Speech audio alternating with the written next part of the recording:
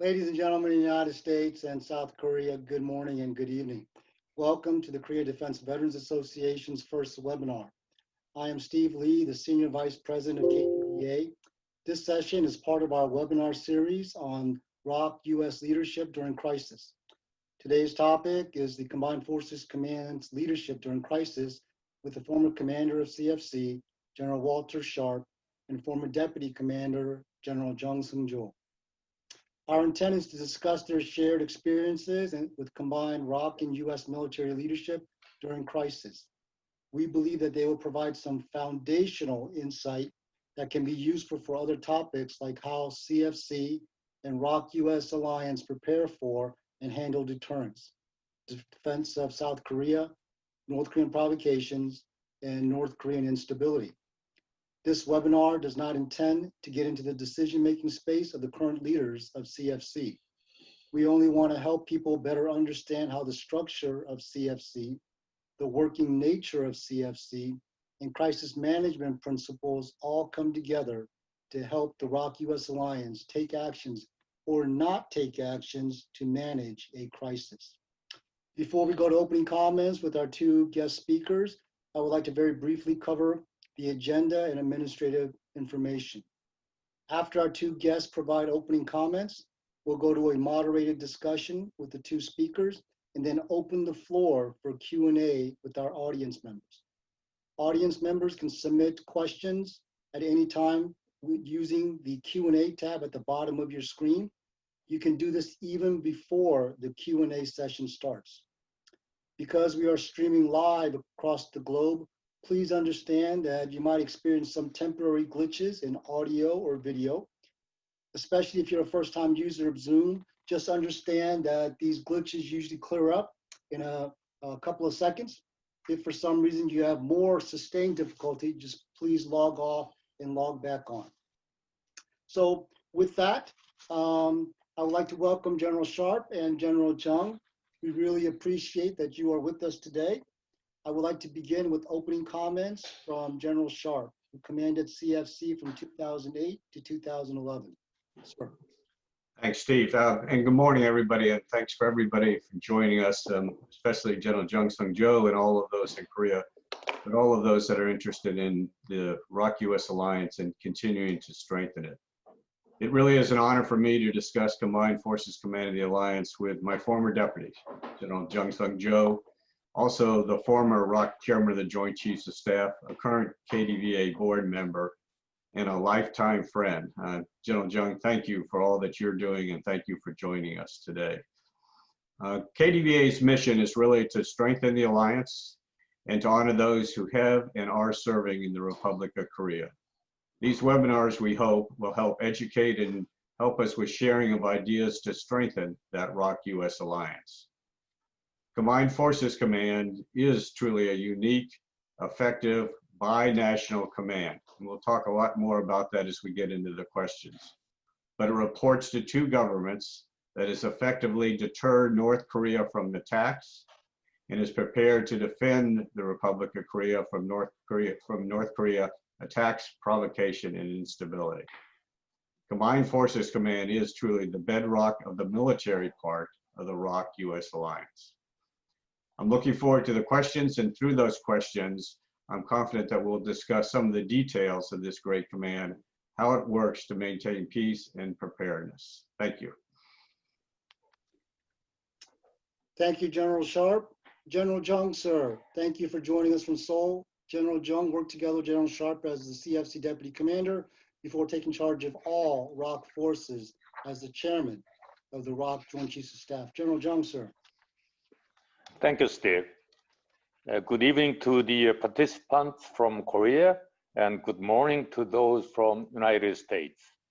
I welcome everybody in this net, either from Korea or America, and also possibly from the countries other than US or Republic of Korea.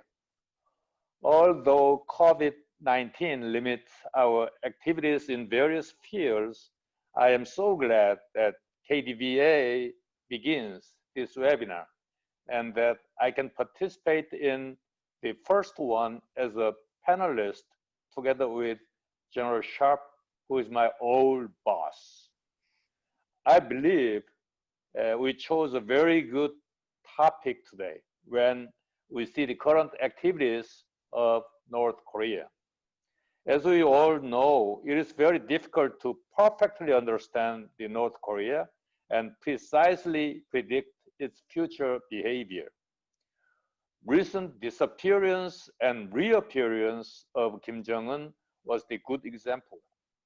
While the international society prohibits any rocket launch utilizing missile technology, they still continue the missile test launches.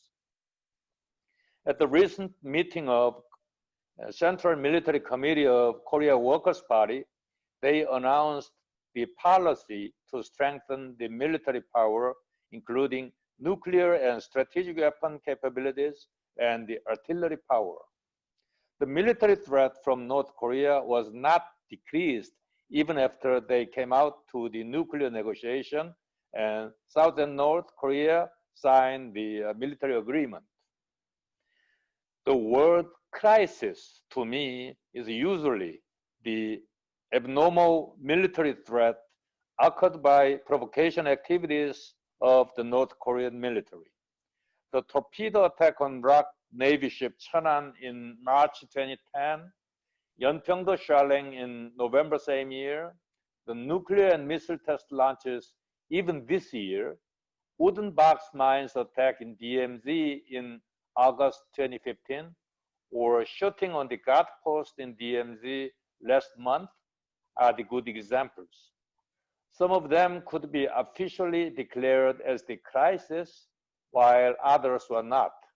However, the initial procedures to deal with the situation were same. When any crisis occurred, my first thoughts in managing the situation as a military officer were usually how we could go back to the pre-crisis state, how we could avoid the escalation, and how we could prevent the reoccurrence of the same incident. Another consideration was how the alliance, not the Korean side alone, could deal with the situation better. When any direct provocation by North Korean military occurred, the initial self-defense response were made by the Korean military because they were at the site. This self-defense response must be quick and precise to prevent further damages, sufficient to prevent reoccurrence. However, it should be moderate to avoid the escalation. The self-defense response decisions are usually made by the field commanders, not by the strategic level leaders. It is not easy for the field commanders at the site to decide the appropriate level of response. It is the reason why we need well-developed SOPs and periodic exercises and training. As the alliance experienced the frequent North Korean military provocations, there have been many improvements in dealing with them comparing with the time when we were in active duty. The ROK and U.S. military developed the combined counter-provocation plan and the crisis management SOP to execute it. I believe there are currently better information sharing systems than the past. I believe the alliance has the system to manage the crisis. However, the more important thing I believe is to ensure that the system actually works effectively. In this regard, the alliance needs enough periodic training. I have some concerns with the fact that the alliance suspended many exercises. I know that the alliance conducts some different types of exercises instead of the large-scale combined exercises like UFG. However, I am not sure whether they are effective enough like UFG, in which all the ROK forces, USFK, related commands like INDOPACOM and other unified commands, and the governments of the both countries. As we experience COVID-19, I am thinking about how the military contributes to deal with the non-military threats. From the very early phase of coronavirus situation, Korean military sent doctors and nurses to the site and provided with some material and facilities for the local community. It was very helpful to overcome the difficulty of the situation. It was same in U.S. military, sending medical ships to both coasts and employing National Guard forces in the serious area. Perhaps the role of military in the non-military crisis will increase in the future. Let me stop here. I welcome again all the people in this net, and I'm ready to answer the question. Thank you. Thank you very much, General Jung. We will move to our moderated discussion with our two senior leaders. People who have served in Korea and in CFC on multiple tours have observed that the situation on the Korean Peninsula is constantly changing, but that there are a core set of problems that CFC is always thinking about, planning for, and training to meet.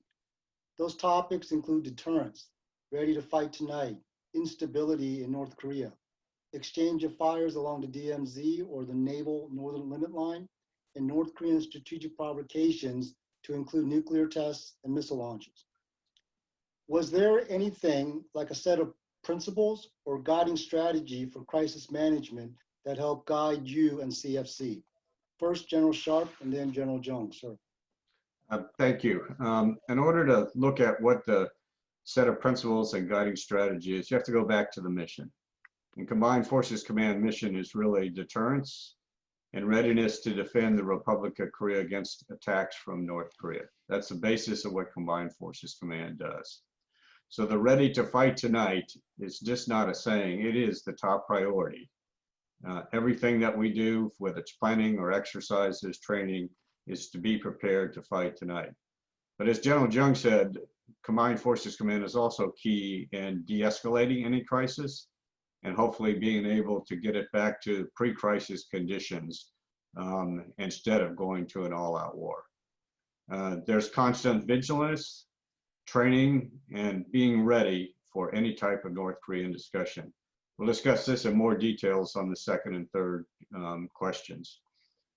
Combined Forces Command, as far as principles, is always and it must continue to be an open, collaborative, trusting environment that is truly combined with the Republic of Korea and the U.S. command.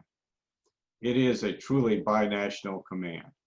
Everyone in Combined Forces Command works for two governments, takes orders from two governments, reports to the Minister of Defense and the ROK and the U.S. Secretary of Defense. Let me give you just one example of that and how critical it is and how I think really unique it is. When General Jung and I were in Combined Forces Command, we worked on updating and actually producing our op plans. In that process, we had to report to both the U.S. chairman and the ROK chairman to get guidance and to give our thoughts on how to be able to execute the op plans. They had to be approved through a process that was binational, led by the military consultative mechanism and the security consultative meeting, but a whole planning process in order to be able to get those binational plans approved were done by Combined Forces Command, myself, General Jung, our staff, reporting to both governments to be able to get that approved. And when they were finally approved, they were signed by both the Secretary of Defense and the Minister of Defense. So that binational, the way we work, the binational reporting is well laid out in strategic directives. It's well rehearsed and well practiced. And I will mention also that that same structure will be in place even after OPCON transition takes place. After OPCON transition takes place, a Republic of Korea 4-star will be the commander, and the U.S. 4-star there will be the deputy commander, while remaining the U.S. Forces Commander and the United Nations Command Commander. That ROK 4-star general really is a binational general. He will be from the Republic of Korea, but he, just as I did, will be working for two governments in this command. So in summary, Combined Forces Command and Armistice and War is binational and combined, working to deter North Korea, but ready to rapidly and strongly defend the Republic of Korea. Everything it does is to work to fulfill that mission. Thank you. General Jung, sir. Okay, thank you. General Sharp already gave you the good answer. I really agree with General Sharp's opinion. And before I go into the principle, let me explain my perception about the challenges to the the security of Korea. The challenging factors to the security of Korea, I perceive, is first the military threat from North Korea, and second, the geopolitical location of Korea in Northeast Asia, and third is the national perception on the security by the people. Among those, the military threat from North Korea has been always the most serious one since I had entered the Korean Military Academy in January 1971.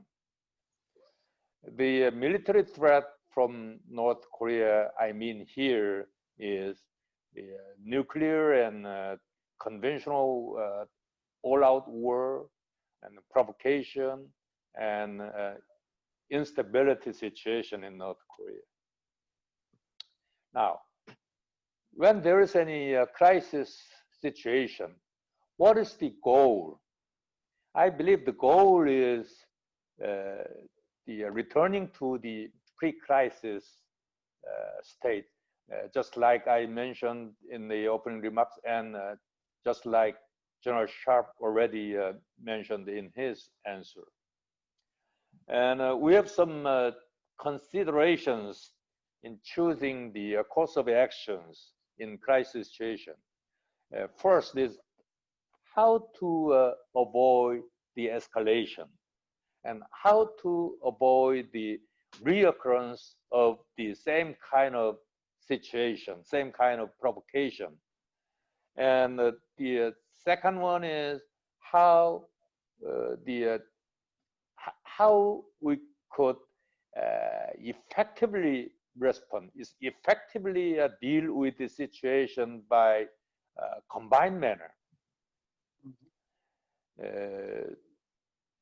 When we deal with the situation, the ROK forces initial response activities are very important. It is done in kind of self-defense activities. I mentioned that self-defense activities, self-defense responses should be quick and precise and sufficient. You know, if it is not quick, it is not rapid, North Korea may have some kind of misunderstanding about the readiness of Korean forces or the alliance.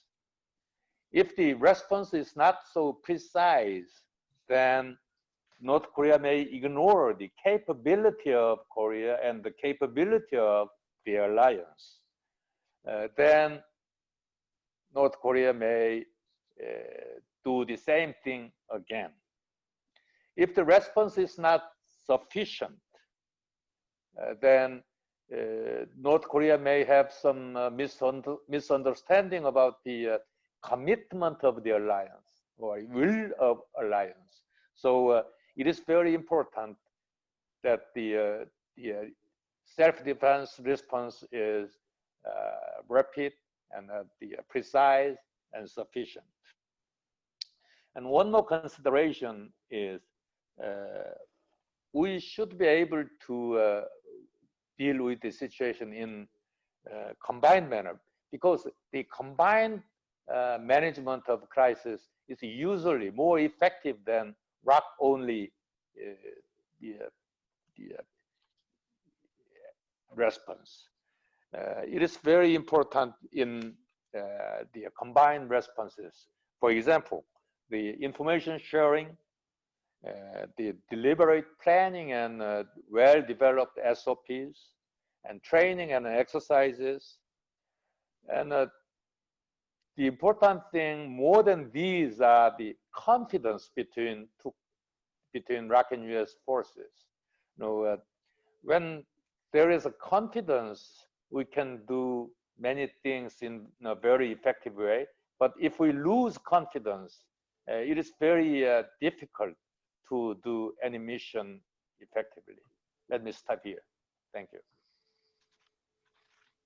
Sure, thank you for your responses. Our next topic is on training and readiness. You both touched on the vital and irreplaceable nature of keeping our forces trained and ready for whatever may come in Korea. We even have a term for it, and you mentioned it before, and that is to be ready to fight tonight. How did training and readiness, including major training exercises, relate to crisis management? This time we'll ask General Jung to open, followed by General Sharp. Sir. Okay, thank you, Steve. Exercise and training they are very essential to maintain the readiness. I don't believe I can emphasize the importance of the training and exercise too much. Actually, I experience various kinds of combined exercises since I was a junior officer. When I was a major in Special Warfare Command, I was the combined operation officer in G3. At the time, we had 4 major exercises every year. Focus clear in January or February timeframe, and team spirit in the late March and early April, and UFG in summertime, and fall legal in fall.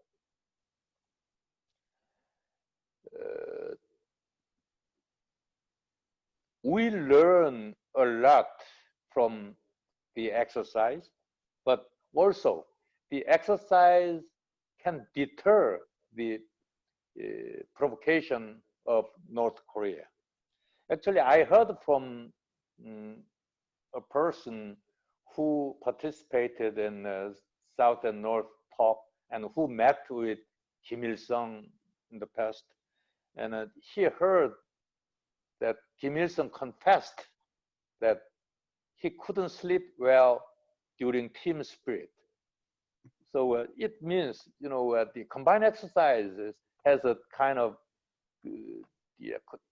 very strong effect to deter the North Korean provocation.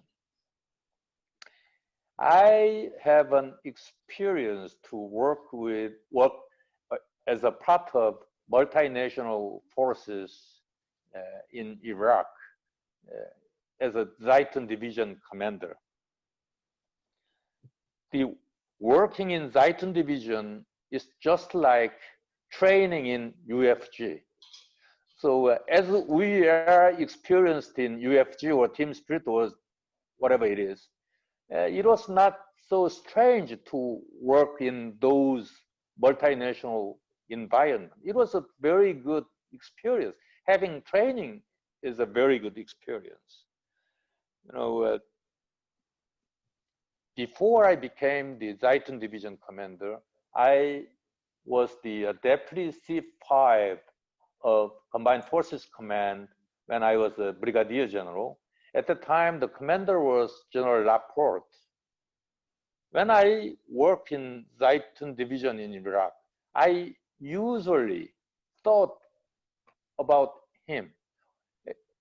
When something happened, I usually thought, how would General Laporte do in this kind of situation? Then I could have a relatively good answer. When I was a deputy commander of combined forces, working with General Sharp, every time we had any combined exercises, we did more than just executing the exercises. We participate in a planning procedures, and we did some senior leadership seminar, some crisis management exercise, tactical discussions. These kind of activities did a lot to train ourselves. So actually the Korean officers could learn very much from those kind of training and exercise. Thank you. General Sharp, sir. Yeah, thank you. I agree with everything General Jung said. Training at all levels for both the Republic of Korea and the U.S. forces in Korea is essential.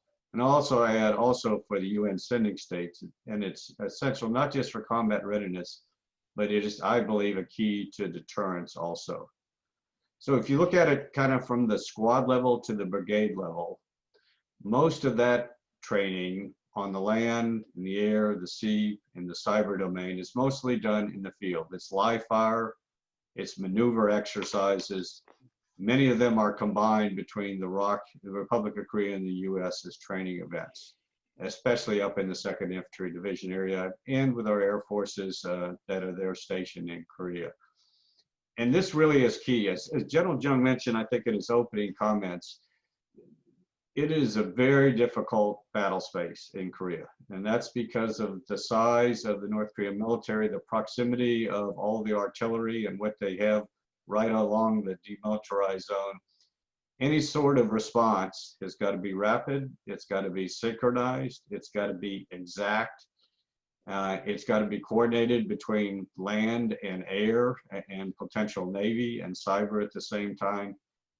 And that's tough work. That is tough synchronization. And the only way you can really learn to be able to be effective at that is to continuously practice it and exercise it, both for real, with real live fire and real field training. And then for the higher levels, the division and above, the training is mostly command post exercise, computer-driven exercises focused on our war plans. If you take a look at the time I was there, I had three deputy combined forces command commanders. And that, so people think about rotation of folks into Korea, they mostly think, well, U.S. rotates folks in and out of there between a year, some year, 2 years, some are lucky enough to be able to stay for 3 years, but it's the U.S. that's rotating. The ROK side does the same thing, especially at the senior levels. And so that Combined Forces Command Headquarters personnel, the key leadership, the staff officers are constantly changing there. So to continuously do command post exercises, getting into the war plans is critical for combat readiness. And then lastly, if you take a look at it, it's again back to the complexity of this. We have to train for many different scenarios. We have to train for armistice crisis management, an all-out North Korean attack, North Korean provocations, North Korean instability, and now we're in the process of training for OPCON transition. So again, many high-level exercises are absolutely needed. The last point I'll make, and General Jung touched on this, every one of these exercises, we take lessons learned out of it, and we continuously update and improve our bilateral and binational plans to improve them both from a preparedness perspective and from a deterrence perspective. Thank you. Great, sir. Thank you very much. If I could just make one administrative comment, really appreciate the questions that are being posted. This session is focused on crisis management and response. So if you could tailor your questions for that, it will be a better chance of getting asked. We'll use all the questions that are being asked now and then we'll be doing follow-on webinars where we do have a more broader look at ROK-U.S. alliance defense and military topics. Okay, thank you very much. Steve, before we go to next question, Yes, let sir. me make a short comment on General Sharp's comment. You know, when he was the commander, I frequently heard that not to fight plan, but to fight the enemy. It was very good. You know, if we were stuck in any plan, we may lose the flexibility. But when we fight the enemy in a very different situation, it has a great training effect when we are trained in that flexible situation. Thank you. Great, sir. Thank you. CFC is one part of the overall team of teams that work together for the defense of South Korea and to protect ROK and U.S. interests in the region. During crisis, could you help us understand what CFC's relationship was with other organizations like ROK-JCS, U.S. Indo-Pacific Command, U.S. JCS, MND and OSD, State Department MOFA, and the U.S. and ROK National Command Authorities? General Sharp, you first this time. All right, thanks, Steve. And this question, I think, really gets at the heart of the purpose of this webinar, is to understand crisis management and Combined Forces Command role in it.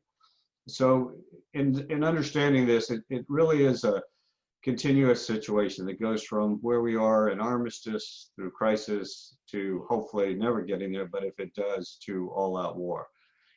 And the responsibilities and authorities of Combined Forces Command changes as you go through that sequence. So first, Combined Forces Command's responsibility during armistice this is where the ROK-JCS has the responsibility to defend South Korea. And then we'll also talk about when CFC is given the authority for both governments to command all ROK and U.S. forces during wartime. So first, during armistice, Combined Forces Command plans, it trains, it coordinates with the ROK-JCS. But during this time period where we are today, ROK-JCS truly commands all of the Korean forces that are patrolling the DMZ, are in the air and at the sea, and deterring and ready to defend. Any North Korea provocations will be responded to strongly and rapidly by ROK forces under the command of the ROK chairman. As crisis is developing, Combined Forces Command initiates its crisis management system that includes more manning in the command's operational centers, more frequent updates to the ROK chairman and the U.S. chairman and the Indo-PACOM commander. There are also increased liaison and coordination with the U.S. Embassy and MOFA.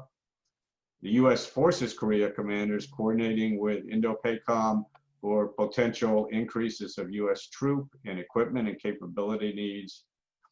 And the military consultative mechanism and security consultative meetings may meet during crisis as the crisis gets worse. And these meetings include the ROK chairman, the ROK and the U.S. Minister of Defense and Secretary of Defense, the chairmen for both countries, the Indo-PACOM commander, and the Combined Forces Command commander and his deputy. So even if crisis does not reach the point where both national command authorities decide to give Combined Forces Command operational control of all forces, CFC is working with both countries to help de-escalate the crisis. This was critical as one example after the shelling of Waipido in 2010. During that period, so after the shelling, Combined Forces Command worked with both countries to prepare for the ROK resumption of training exercises in the Northwest Island area. We helped ensure that the defensive exercises, the defensive training exercise, were understood by North Korea and the United States and the Republic of Korea. And we also worked very hard to prepare for any possible reaction to the exercises, any possible North Korean reaction to the exercises.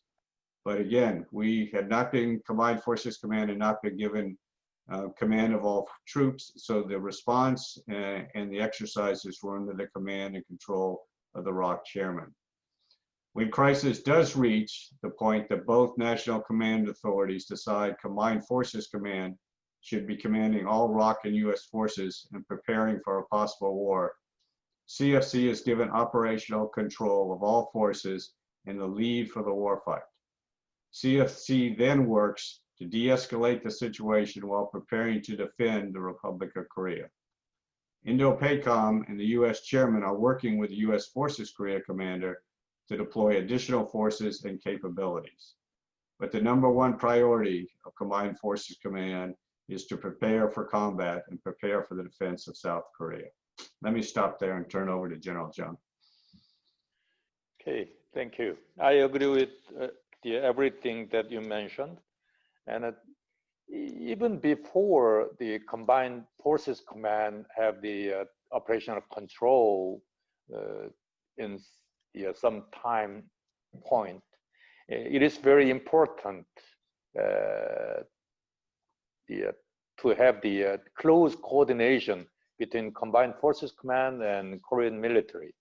You know, one of the deputy commander's role is to convey the thoughts of chairman of ROK JCS and the Minister of National Defense, or sometimes the National Command Authorities. You know, deputy commander is a good channel to convey, to make the communication closer. So it is very important to for the commanders and deputy commanders have the very close contact each other. Actually, I believe General Sharp could visit my office just next door of his anytime he wants. For example, you mentioned about the Yeonpyeongdo shelling. Just on that day, you visited my office and asked me, do you believe I may go to YP-do? That was your question. And I answered, yes. Yeah, it's good for us to go together. Then next morning, we visited Yeonpyeongdo. It was a very good visit. It could deliver the very good, very strong message to North Korea, and not to make provocation again. You know, we could deliver our strong commitment to North Korea. It was a very good activities we made just after YP-do shelling. In a kind of crisis situation, the coordination, I believe, it is more easier. It is easier than the non-crisis situation. I believe the Korean chairman of JCS and the Minister of National Defense, they are ready to respect the opinion of Combined Forces commander or UNC commander or USF commander, whatever his head is, they are ready to respect his opinion. Actually, when I was the chairman of JCS, I always respected General Thurman's opinion in dealing with any crisis or situation about North Korean provocation.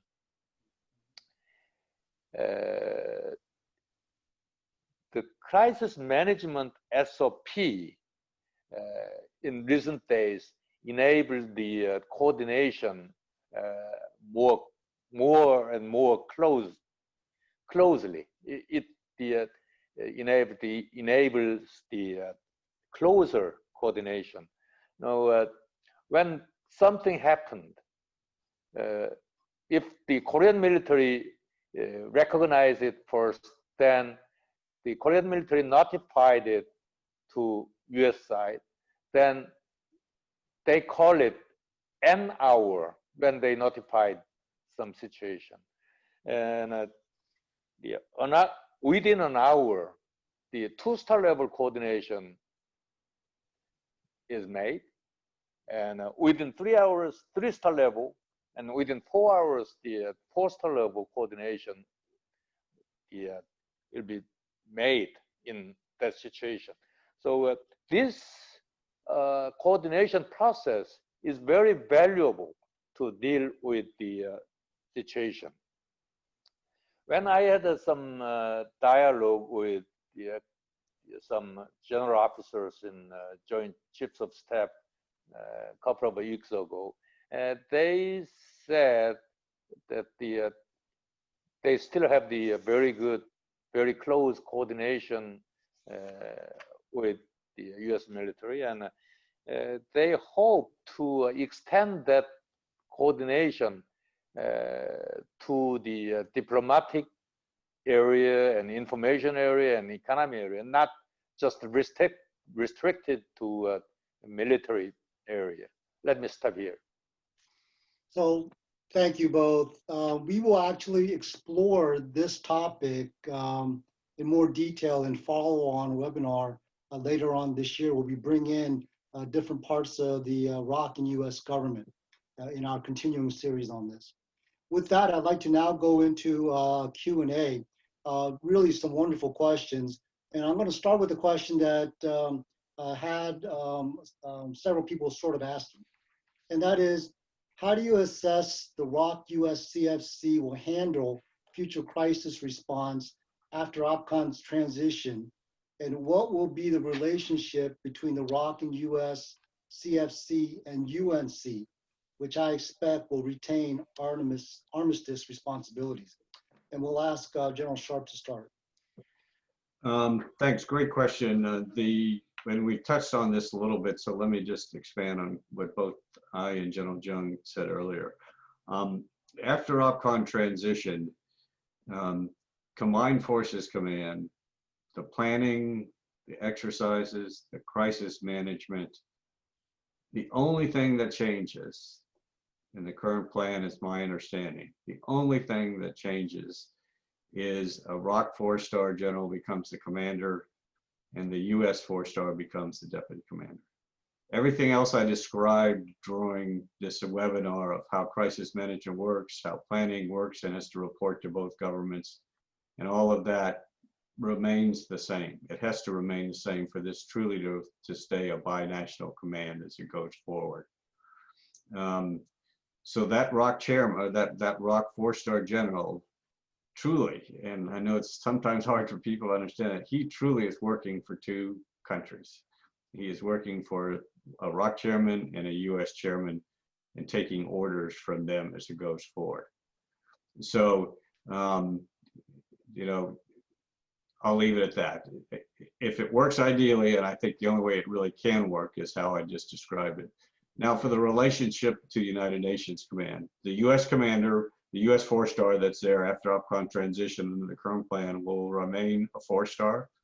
He will remain also the commander of United Nations Command and US Forces Korea. US Forces Korea, I think, is obvious. It is the 4-star there that helps man train and make sure the US forces are trained and ready and brings forces into the peninsula from the US. The United Nations Command commander is also, I think, critical and will remain critical after OPCON transition. If OPCON transition occurs as we are right now at armistice, without an end-of-war declaration or without a peace treaty, United Nations Command responsibilities really remains the same. It's to maintain the armistice and to respond to the armistice, do armistice investigations, try to hold North Korea and South Korea and the US to the armistice rules that are laid out in the armistice. That will remain exactly the same. If OPCON transition takes place at a different time, potentially, you know, after we all hope that peace is, North Korea denuclearizes and there's peace on the peninsula and a peace treaty has been agreed to, the UN command may still have a role. It will be a different role, but I think it could potentially have the role in helping maintain the peace for at least a period of time after we end up with a peace treaty and denuclearization. But that's yet to be seen. So the way I'm looking at it right now is United Nations Command in the current situation, which is, I believe, where we will more or less be during after OPCON transition, maintains the same role, and that U.S. commanders got responsibility for that. I look forward to General Jung's comments on that. Okay, thank you. I agree with the General Sharp's opinion. When I think about the wartime OPCON transition, the number one factor, number one important principle is not to have any damage to the capability of the alliance. In that sense, I believe it is a good decision to maintain the current combined forces command system after the transition of wartime OPCON. As General Sharp mentioned, there will be no change in SCM or military committee or combined forces command, except the commander is Korean Forster. So even though there can be some slight changes, the basic rules or basic concept should be same. One more important thing when we think about the wartime OPCON transition, Korean MINDEF and U.S. SecDef agreed on condition-based wartime OPCON transition in 2014 during the SCM.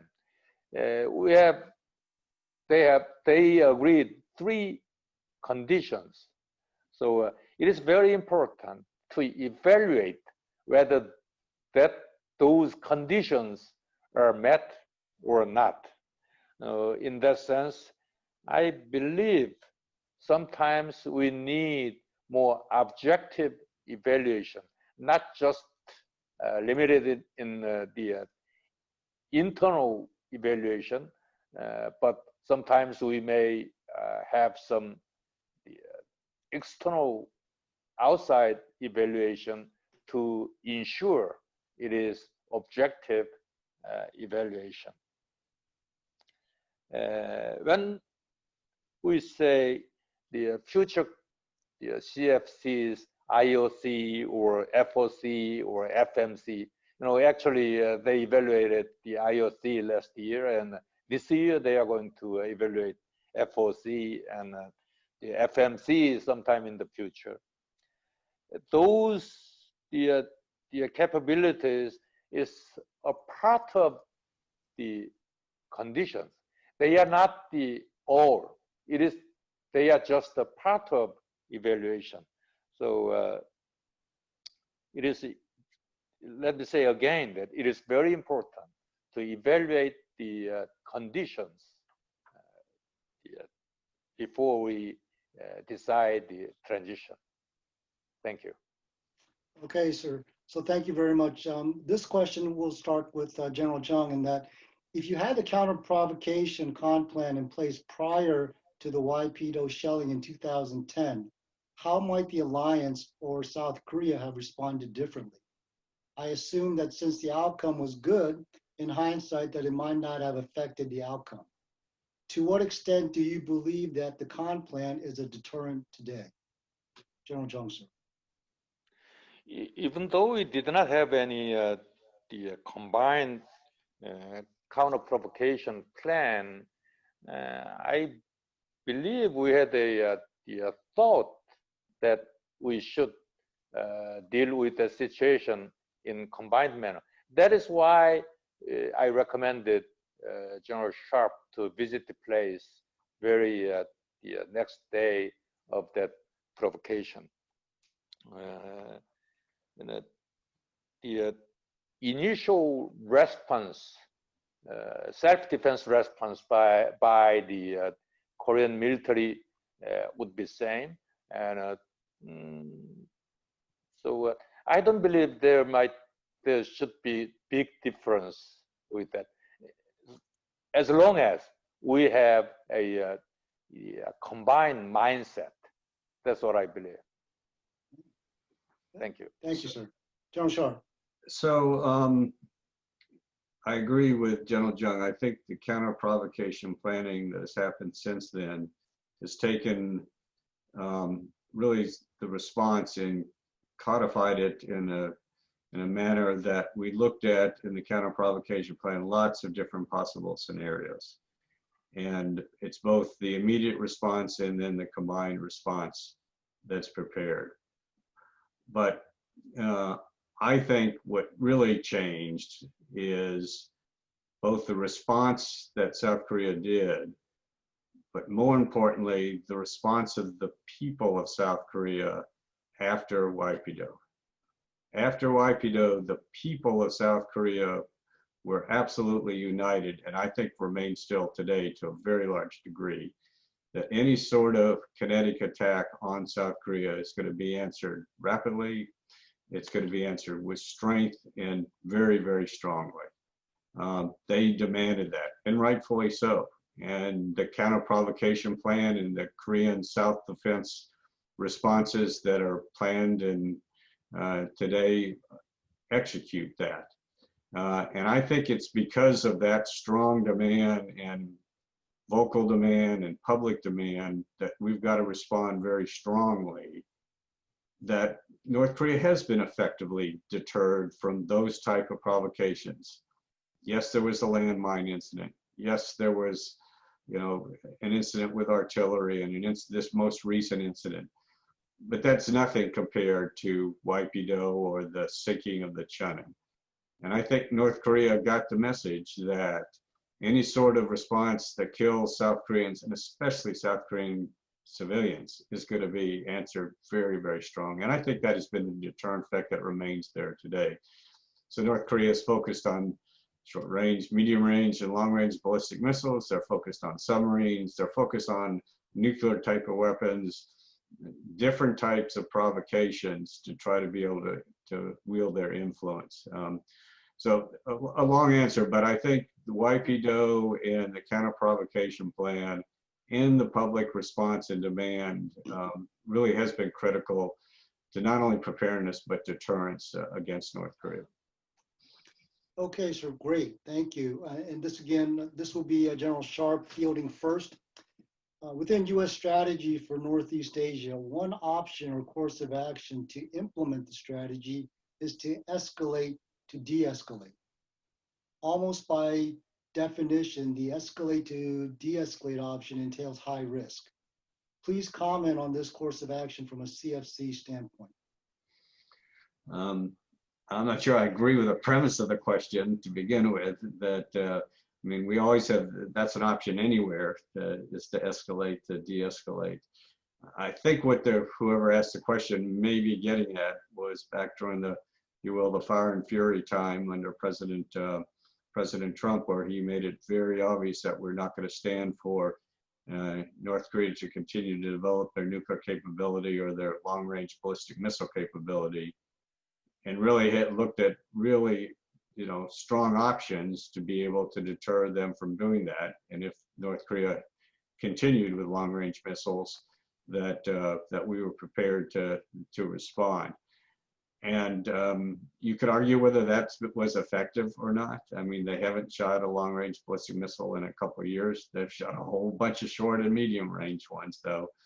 And so I'm of the belief they're continuing to develop that capability. I continue to worry that we're going to see a submarine here pretty soon that's got a ballistic missile capability on it. So I do believe that very strong options are important, and very strong willingness to be able to tell North Korea, you're not going to do that, and if you are, we're prepared to respond, are necessary.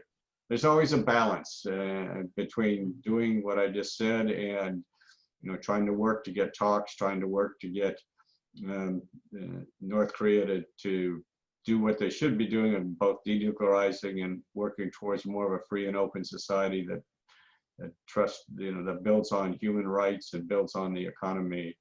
I recently listened to General Brooks on another session, and he lays out, I think, and I agree with him, from both the South Korea and the U.S. and from the U.S. side, there should be both hard, strong, we're ready to defend, we're ready to do what options we need, but then openings also that give trust and confidence to the people, to Kim Jong-un, that, okay, this is a better way, which is to go and have talks, denuclearize as we go through.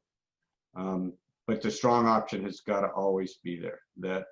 It's got to be there until complete denuclearization and we have peace on the peninsula. Because I believe it deters also. General Jones, sir, any further comments on that?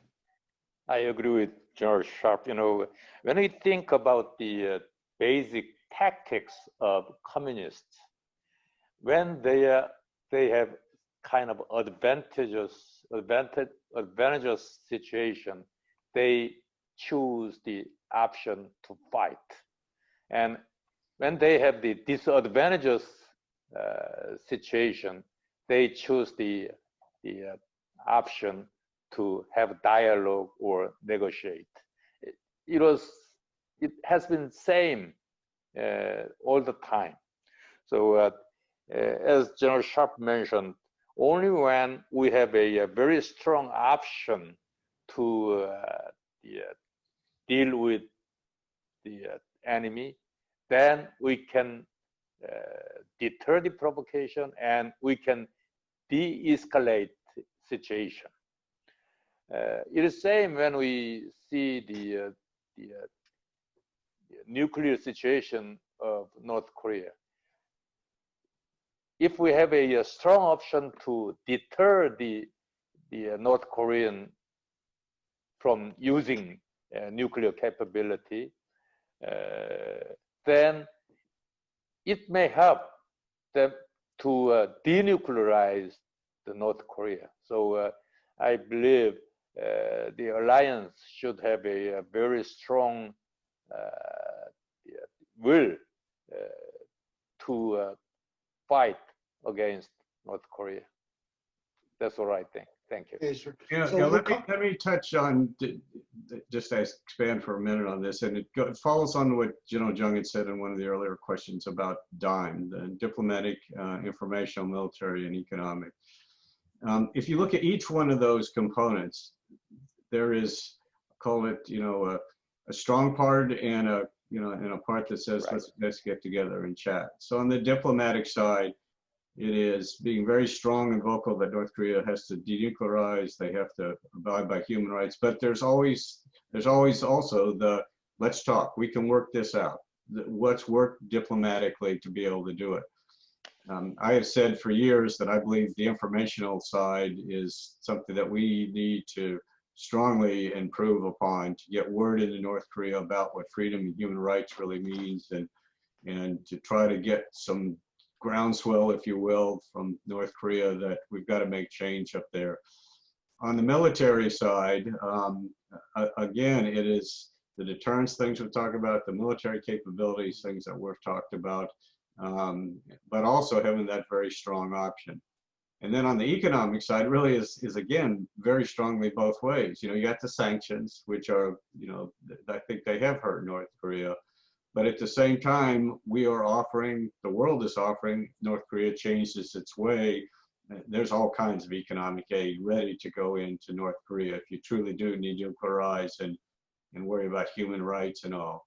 So this balance of working both strength and diplomatic issues, I think is important, and it's hopefully the way that we finally get North Korea to change. Wonderful. So we're at about our time. I think that the next question is about China, and we'll go about 5 or 10 minutes past our time. I understand for those of you that need to drop off, no worries, but several people have asked related to China. And so with that, for crisis management, what would a situation look like where CFC would need to militarily work with China? An example could be, how would CFC militarily engage with China if China dispatched the PLA into North Korea under the pretext of peacekeeping? So with that one, I'll start. One heck of a final question there, Steve. Well, you know, sir, China is on everyone's mind, especially for crisis management and anything to deal with Korea. So with that, General Jung, if you would like to open up, sir.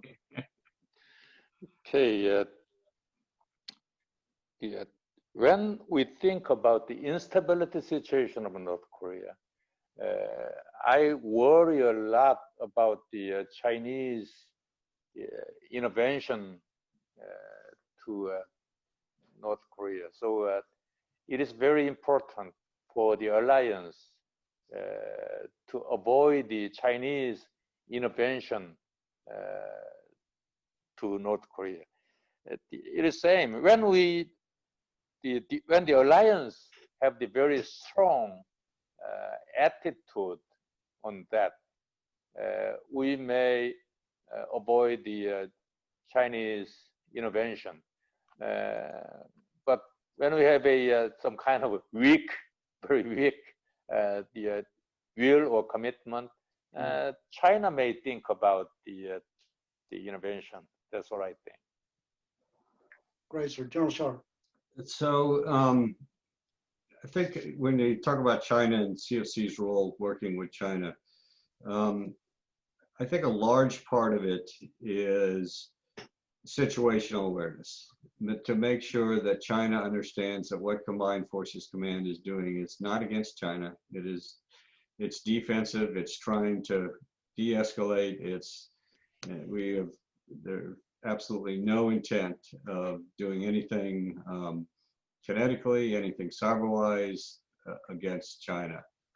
A lot of that work to get that message into China is obviously diplomatic work that's done by both our State Department, by MOFA, by Indo-PACOM, who has military ties with China. Keep in mind, Combined Forces Command, U.S. Forces Korea does not have, strong relations or means to be able to talk directly to the PLA, but Indo-PACOM does. And so to be able to, and so does the ROK chairman. So the ability to be able to do discussions and situation awareness as to here's what's really going on, I think is critical as it goes through. I think the other part of it that's critical is not just here's what we're doing for situational awareness, so China isn't worried that we're going to go, where we wouldn't go, but also trying to work with China to have China put pressure on North Korea to de-escalate the situation, to be able to make changes there. So I think that back to the origins of the questions, I think the main thing that Combined Forces Command's role is in a situation like this is to make sure that everybody in the Republic of Korea and the U.S., Indo-PACOM, understand the situation, understand our plan, so that they're able to relay that appropriately to China diplomatically into the military channel, so there's no misunderstanding or miscalculations. Great, sir. Well, wonderful. So before we go into giving some more information about upcoming webinars, I'd like to ask for closing words from General Jung, sir. Okay, thank you. Thank you, everybody who participated in this first KDVA webinar. I thank General Sharp for sharing excellent insights today, as he has always done. Both Korea Defense Veterans Association, KDVA, and KUSAP, Korea-U.S. Alliance Foundation, are working hard to enhance the U.S.-Korea alliance. We believe the alliance has been beneficial to both countries so far and will also beneficial to both countries in the future, even after the peace regime and the reunification of Korean Peninsula. I believe the combined defense system, including SCM, MC, and Combined Forces Command, is the best system to the peace of Korea and the stability of this region. It is verified to be successful to deter North Korea for more than 4 decades. I thank all the service members of both countries currently working hard to defend my country. I trust the current ROK and U.S. military leadership in Korea. They will manage any type of crisis well according to the situation. Finally, I thank Steve Lee and staff members of KDVA for working very hard to make this webinar happen. Thank you again. Good day and good night. General Sharp, sir, closing comments. Thank you, General Jung. Thanks to General Jung, and thanks to all that who have participated and worked very hard to be able to help put this webinar together in this series of webinars. Now, hopefully, this webinar, as I said to begin with, helped us accomplish what is KDVA's mission, is to help strengthen the alliance through education and honoring those who have and are serving there. So hopefully this webinar has helped people understand the roles, responsibilities, authorities of Combined Forces Command, both during armistice and conflict, and as we discussed, even after ROK-U.S transition. And, you know, I truly do genuinely believe that the ROK-U.S alliance is the strongest alliance in the world. It is deterring North Korea, and it is ready to fight if necessary. I'm confident it will remain strong well into the future. I look very much forward to our next set of webinars, which Steve's going to talk to you about here in a second or so. Ask everybody on this webinar to please get the word out about Korea Defense Veterans Association. Go to our website, go to our Facebook and our Twitter pages that constantly are being updated with news about the Alliance. If you're eligible to be a member, which many folks on this webinar are, please do join KDVA. And I really need to thank General Jung also for his role, not only here in the webinar, but his role in Korea with helping raise funds for Korea Defense Veterans Association through KUSEF and working with our KDVA Korea chapter. So thank you all. I'll turn it back over to Steve, who will talk about the next set of webinars that are coming up. Sir, thank you very much. And for those of you that wonder, you know, where does General Sharp get his passion for the Alliance and organizations like KDVA and KUSEF, go to our just published newsletter that features his life story and his connection to the Korean War with his father who fought in it. So again, just go to the website, and again, it'll explain to you why General Sharp is so passionate. So ladies and gentlemen, our next webinar will be about the 70th commemoration of the Korean War with a 2-part webinar. On the 25th of June, we will conduct part 1, honoring those who served 70 years of the irreplaceable ROK-U.S alliance. We will have Korean War veterans and their families tell their stories. On the 26th of June, we will conduct part 2, fulfilling our veterans' legacy, the enduring nature of the ROK-U.S alliance as an alliance for the ages. We will discuss the importance of the ROK-U.S alliance in fulfilling the legacy of Korean War veterans, and we'll answer a lot of the questions that were posted today that we did not get to. So we will send out information soon.